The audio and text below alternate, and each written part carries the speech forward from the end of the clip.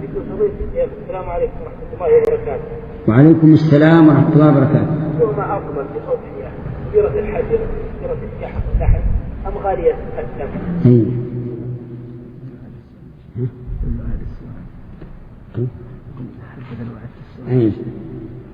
هذه المسألة هل الأفضل في الأضحية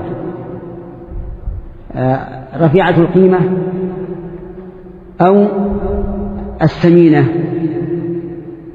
الكبيرة؟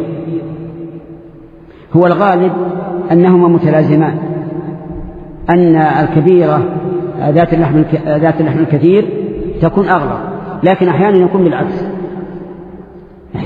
بالعكس. فإذا نظرنا إلى منفعة الأضحية قلنا الكبيرة أفضل وإن قلت قيمتها، وإن نظرنا إلى صدق التعبد لله عز وجل قلنا كثيرة الثمن أفضل، لأن بذل الإنسان المال الكثير تعبد لله يدل على كمال عبادته وصدق عبادته.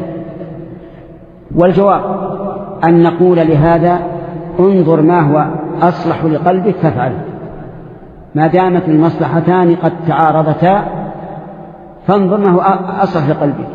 إن رأيت أن النفس يزداد إيمانها وذلها لله عز وجل ببذل الثمن الكثير فابذل الثمن الكثير،